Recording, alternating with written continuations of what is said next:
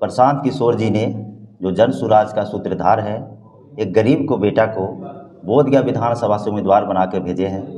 इसी के लिए हम आज प्रेस कॉन्फ्रेंस रखे हैं कि जो आज बोधगया के जो बदहाली स्थिति है, इस स्थिति से कैसे निकला जाए, इसे कैसे निजात पाया जाए, इसके लिए हम लोग पूरी तरह से तैयारी कर चुके हैं। ये तमाम मुद्दे के लेकर के हम लोग प्रेस कॉन्फ्रेंस आज रखे हैं।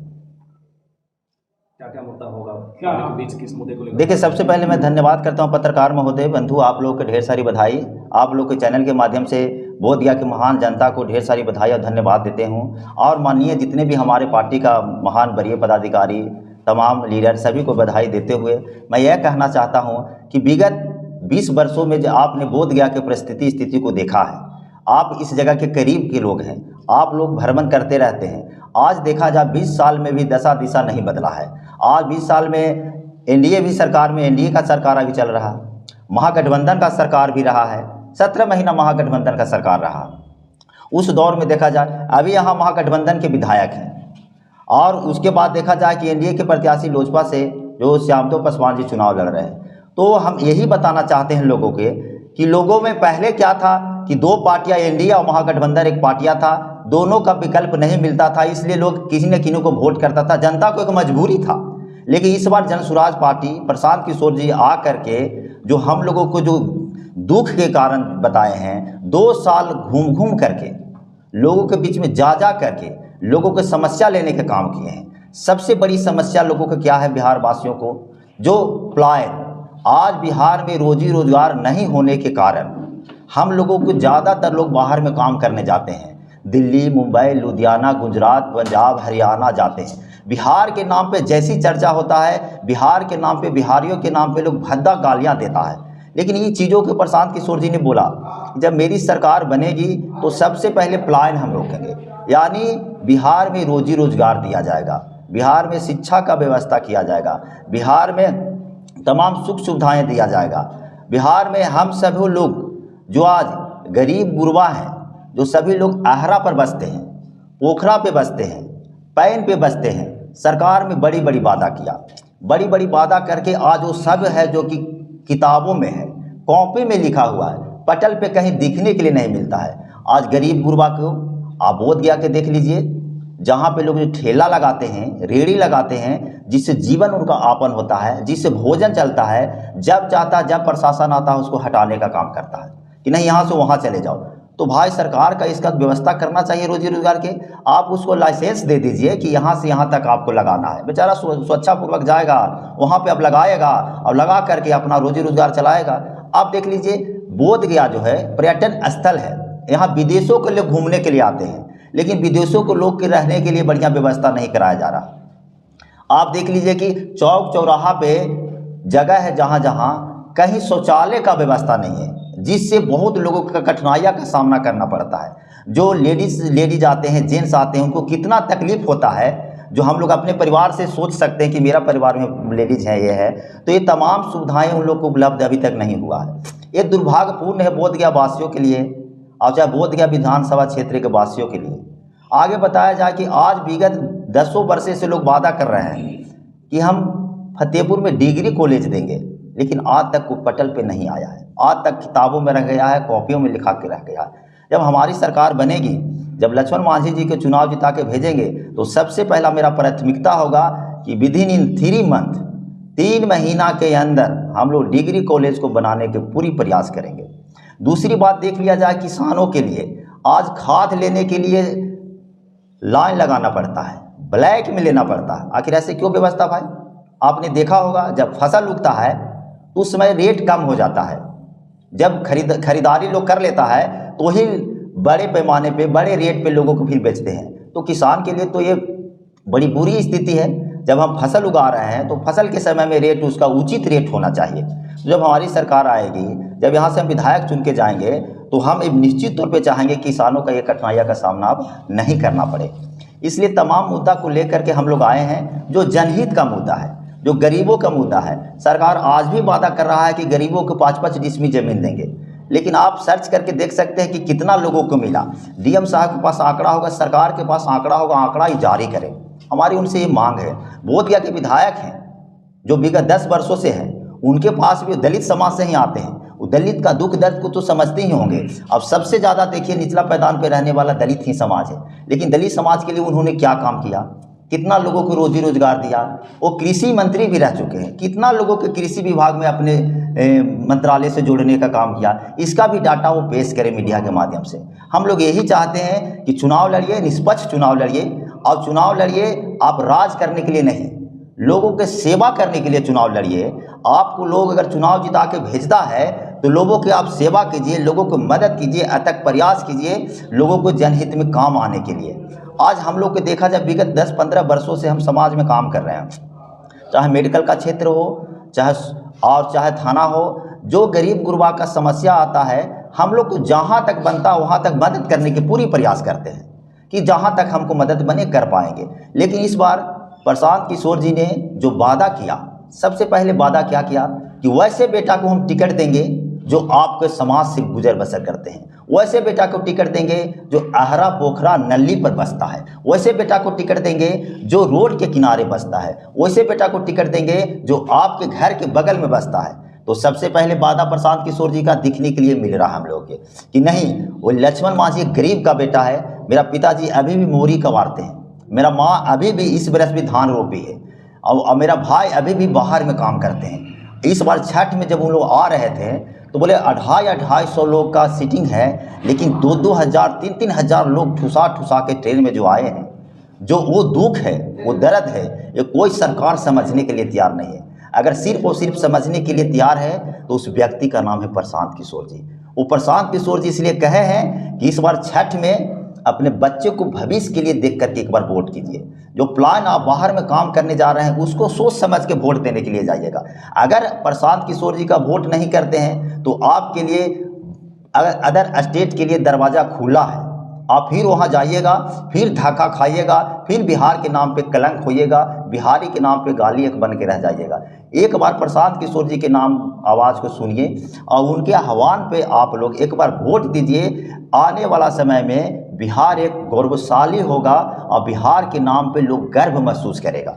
जो कि हम इसलिए बोल रहे हैं कि 20 साल कोई और राज किया, 17 साल कोई और राज किया, इतना दिन में अभी तक पलायन कोई नहीं रोक पाया है, लेकिन प्रशांत किशोर जी ने जो वादा किया अभी तक वो पटल पे दिख रहा है। आने वाला समय में मुझे लगता है कि उनका सारा वादा है, सारा काम है जो पटल पे होगा।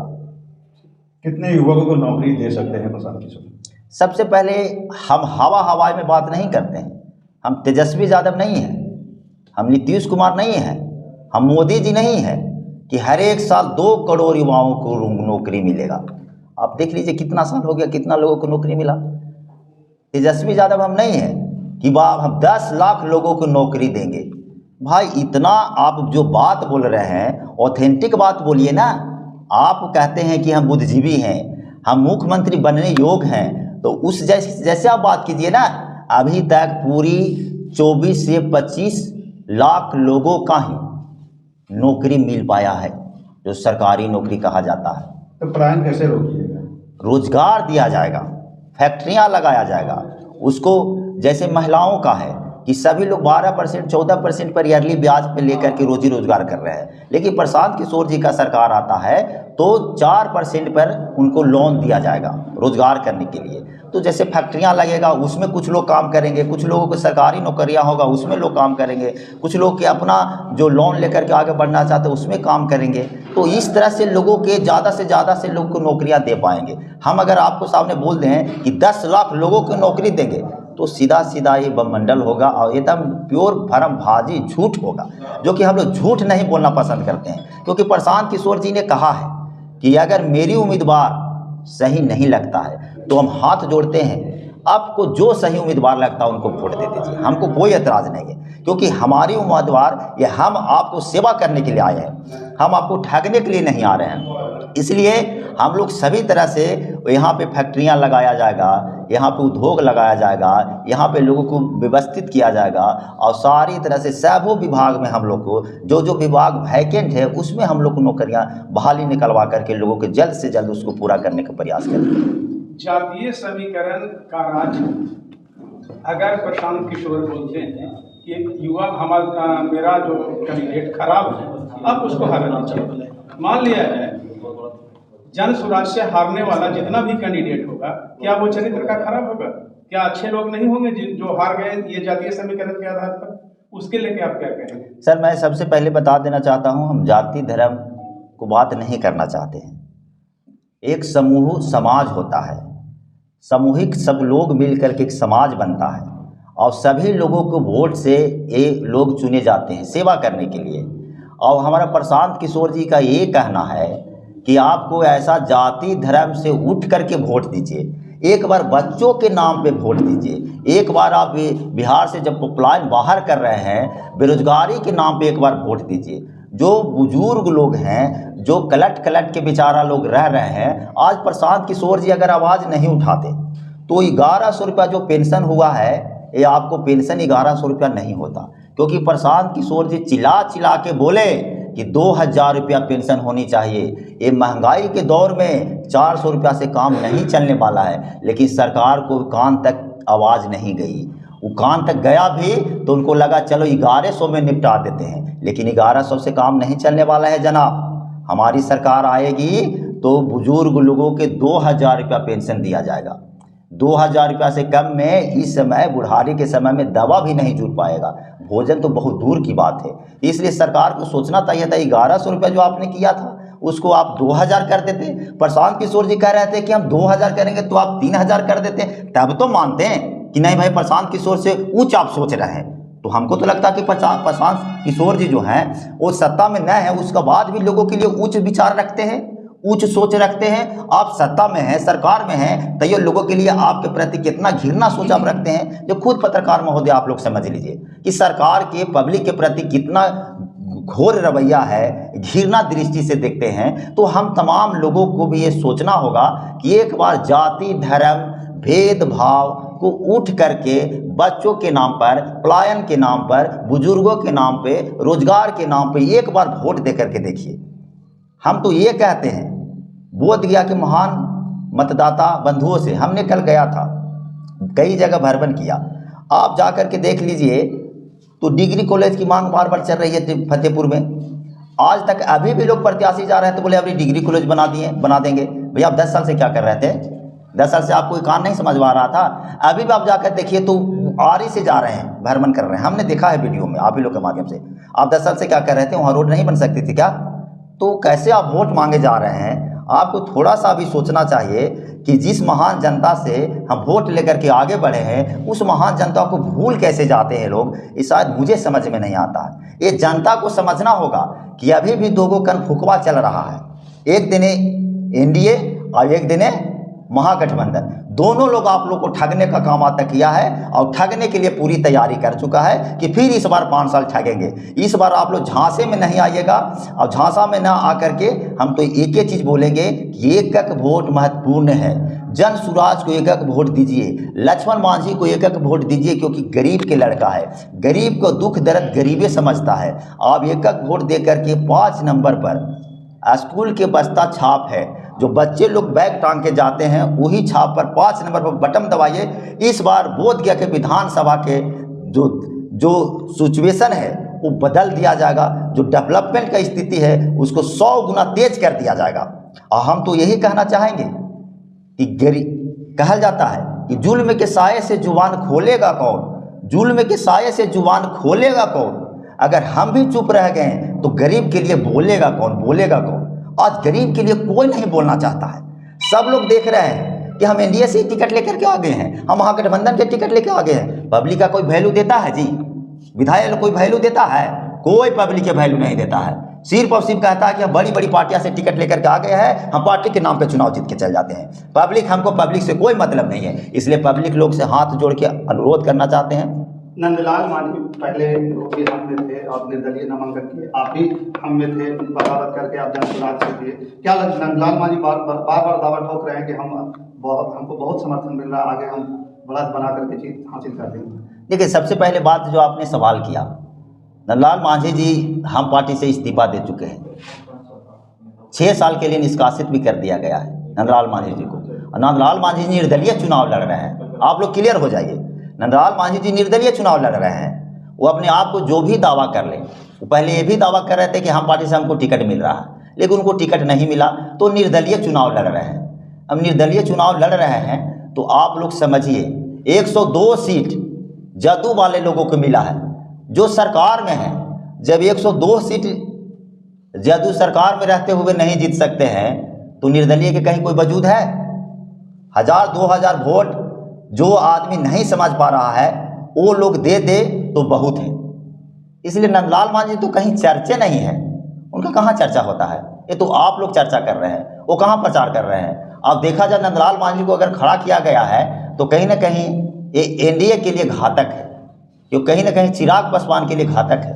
आप भी कभी हम पार्टी का हिस्सा हुआ करते थे और नंदलाल मांझी भी हिस्सा हुआ करते थे। सबसे पहले मैं एनडीए का खेल बिगाड़ने के लिए तो नहीं चुनाव में आए। सबसे पहले मैं बता देना चाहता हूँ कि बिहार में पहला एक गरीब का बेटा लक्ष्मण मांझी है जो सच्चाई के लिए पूर्णतः रोड पर आकर के आवाज़ उठाया। 2 महीना लगातार हम न्याय यात्रा निकाले। जब हमारे जैसे गरीब का बेटा के लिए वैसे पार्टी में जगह नहीं है तो हमसे और लोग नीचे मैदान पे बसते हैं, जो अभी झोपड़ी में रहते हैं, जो अभी आहरा पोखरा पर रहते हैं, उनको क्या कदर होता है ये समझने की बात है। हमने सच्चाई के लिए काम किया है, हमने सच्चाई के लिए विरोध किया है, हमने सरकार से लिए विरोध किया है। अब बताइए जीतनराम मांझी क्या है? सरकार है कि नहीं है? केंद्र में सरकार है कि नहीं है? केंद्र में जब सरकार है, एमएसएमई विभाग से आते हैं, एमएसएमई विभाग में रोजी रोजगार की व्यवस्था है कि नहीं व्यवस्था है? 10 को भूया का ऐसा नाम बताइए कि एमएसएमई के माध्यम से उन्होंने लोन दिलवाया और लोगों की रोजी रोजगार दिलवाया। तो ये सच्चाई बोलना बगावत है? सच्चाई बोलने से हमको, तो सच्चाई तो हम बोलेंगे, जो सच्चा है हम उसके साथ हैं। हमको लगा कि अब जो एक ही पार्टियां बच गई है बिहार में, जिस पार्टी का नाम है जन सुराज, यही लोगों को कल्याण कर सकते हैं, यही लोगों को आगे बढ़ा सकते हैं। इसलिए हमने इस्तीफा मार करके ऐसे पार्टी को त्याग करके हम जन सुराज के साथ आए हैं और जन सुराज में भूया मूसर के बेटा को सम्मान देने का काम किया।